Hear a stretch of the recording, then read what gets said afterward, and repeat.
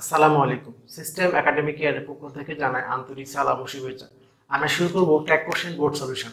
বন্ধুরা, tag question করতে গেলে আমরা অনেক নিয়ম মুখস্থ করি, যে কোথায় লেটাস থাকলে শ্যালই হবে বা আগে ভার্ব হলে ইম্পারেটিভ উইল হবে। কিন্তু আপনি এই নিয়মগুলো কেন মুখস্থ করবেন? নিয়ম কি কেউ বানাইছে? এটা কি ম্যাথমেটিক্যাল টার্ম? যেমন 5 থেকে 5 বিয়োগ করলে 0 হবে, এটা কিন্তু ম্যাথমেটিক্যাল টার্ম নয়।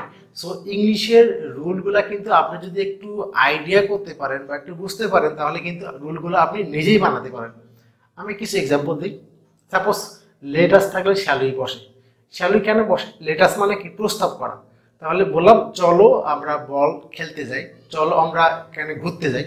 তাহলে কয়জনকে বললেন? অনেকজনকে বললেন। তাহলে যেহেতু আপনি অনেকজনকে বললেন চলো আমরা ঘুরতে যাই, যাওয়া উচিত। উচিত অর্থে কোনটা ইউজ করা? শ্যাল। কাদেরকে বললেন? আমরা সবাই মিলে যাবো, তাহলে শ্যালই। আবার বললাম প্রস্তাব করলেন অনেককে, তাহলে যাওয়া উচিত, শ্যাল বসছে, আর আমরা এই জন্য উই বসলো। ওকে, আগে ভার্ব দিয়ে শুরু হলে ইমপ্যারেটিভ সেন্টেন্স উইল ইউ বা ওন্ট ইউ বসে। বাক্য যদি উইল ইউ থাকে, পজিটিভ হলে নেগেটিভ, নেগেটিভ হলে পজিটিভ। এখন আমরা আবার মুখস্থ করি উইল ইউ ওন্ট ইউ। কেন মুখস্থ করবেন? যখন ইমপ্যারেটিভ সেন্টেন্স হয়, প্রশ্ন করা হয় কাজটি করো, এই প্রশ্ন বা কখনো মিথ্যা বলো না। এই কাজটা কি আপনি এখন করবেন না ফিউচারে করবেন? ফিউচারে করবেন। ফিউচারের জন্য কোনটা বসে? উইল বসে। আমি যাব, আই উইল গো, ঠিক আছে, এই জন্য উইল হয়। আর বাক্য নেগেটিভ বা পজিটিভ। এরকম অনেক নিয়ম আছে যেগুলো আপনি নিজে নিজেই একটু বুঝে পড়তে পারেন, এবং এইগুলো আপনাকে লং টাইম মনে থাকবে। কখনো মুখস্থ জিনিস আপনাকে মনে থাকবে না। আশা করি বুঝতে পারছেন। আমি এখানে সলভ করব ময়মনসিংহ 2022 সালের কোশ্চেনটি। বন্ধুরা, ট্যাগ কোশ্চেন করতে গেলে তিনটি ইম্পর্টেন্ট জিনিস খেয়াল রাখবেন। প্রথমত ভার্ব, পরে বাক্যটা কি পজিটিভ নাকি নেগেটিভ, পরে সাবজেক্ট। এই তিনটে জিনিস খেয়াল রাখলে ট্যাগ কোশ্চেন করাটা আপনার কাছে সব থেকে বেশি ইজি হবে। Reading books is a good habit. এখন একটা জিনিস খেয়াল করার বিষয়, এখানে ইজ কেন বললো? এখানে তো এস আছে। খেয়াল করছেন ইজ কেন বলছে? এখানে তো এস আছে। তার মানে এই ভার্বটা হলো রিডিংয়ের verb. Reading is a good habit. এখন তো অর্থ হয় কিনা? হ্যাঁ হয়। তার মানে এই রিডিং অর্থটা কিন্তু, এই ইজটা কিন্তু রিডিংয়ের ভার্ব। বুকস এক্সট্রা নিয়ে এসেছি। যদি এখানে আর বলতো তাহলে কিন্তু বুকসকে বোঝানো হতো। তাহলে এখানে আমরা প্রথমত ভার্ব পেয়ে গেছি ইজ। এখন দেখেন বাক্যটাকে পজিটিভ নাকি নেগেটিভ? বাক্যটা পজিটিভ, তাহলে আমাকে নেগেটিভ করতে হবে। Isn't, is and.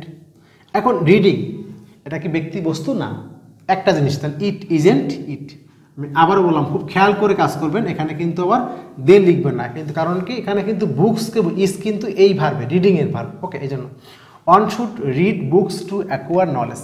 একজনের উচিত রিড, বই পড়া, বই টু অ্যাকোয়ার নলেজ, জ্ঞান অর্জন করার জন্য।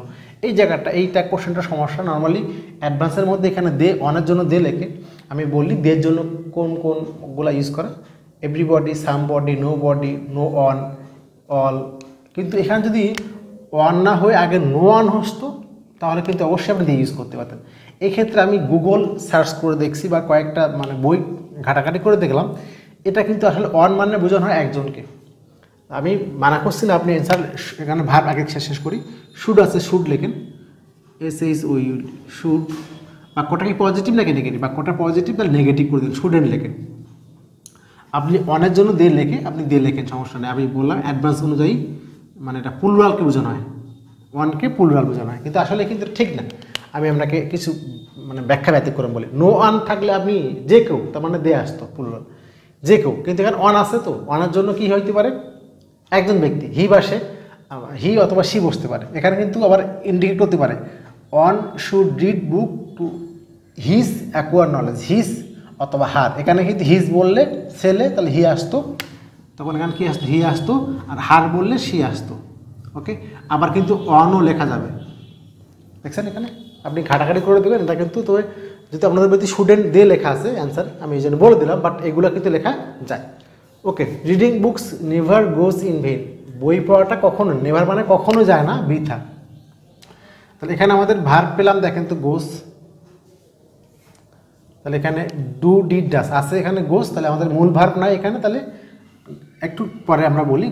আগে রিডিং বুকস, বই পড়া, নেভার। তাহলে এখানে গোসের জন্য কি ডাস হবে?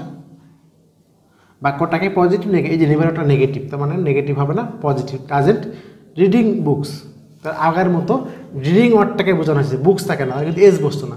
Does it, does it. আর যদি বুকসকে বোঝানো হতো তাহলে কিন্তু এখানে গোস বসতো না। দেয়ার ইজ আ সেইং, বলা হয় যে the more you read the more you learn, যতই পড়িবে ততই শিখিবে। এখন এইখানে আপনি কোনটাকে চেঞ্জ করবেন, একটা হলো প্রিন্সিপাল ক্লাস। আমরা ট্যাগ কোশ্চেন করতে যদি দুইটা ক্লাস আসে তাহলে প্রিন্সিপাল ক্লাসটাকে চেঞ্জ করতে হবে। তাহলে এখানে ইজ আছে ভার্ব ইজ, বাক্যটাকে পজিটিভ বাকি বাকি নেগেটিভ, বাক্যটা পজিটিভ তাহলে নেগেটিভ করতে হবে ইজেন্ট, আর দেয়ার বসে গেল isn't there. So a student should form the habit of reading books, সুতরাং একজন ছাত্রের এটা ফ্রম না কিন্তু ফর্ম রাখা উচিত এই অভ্যাসটা। তাহলে এখানে দেখেন শুড ভার্ব পেয়ে গেলাম, শুড লেখেন, বাক্যটাকেই পজিটিভ নাকি নেগেটিভ, কোথাও তো নেগেটিভ ওয়ার্ড নাই, আসছে নাই, স্টুডেন্ট লেখেন স্টুডেন্ট। ওকে, এবার এই স্টুডেন্ট আগের মতো কিন্তু এখানেও কিন্তু আমাদের হি অথবা হিস অথবা হার যোগ করতে পারে। যখন আপনি এমনটি পাবেন এই স্টুডেন্ট, তাহলে আপনি ওখানে খেয়াল করবেন হিস অথবা হার উল্লেখ করা আছে কিনা, না হলে আপনি একটা লিখতেই পারেন, হি অথবা সি একটা লিখতেই পারেন, সমস্যা নেই। কিন্তু যদি এখানে হিস থাকে তাহলে কিন্তু হি লিখবেন, আর যদি হার উল্লেখ করা থাকে তাহলে কিন্তু আপনি সি লিখবেন। আশা করি বুঝতে পারছেন। সিস্টেম একাডেমি কেয়ারের পক্ষ থেকে আন্তরিক সালাম জানিয়ে শেষ করলাম আজকের মতো ক্লাস। আল্লাহ হাফেজ।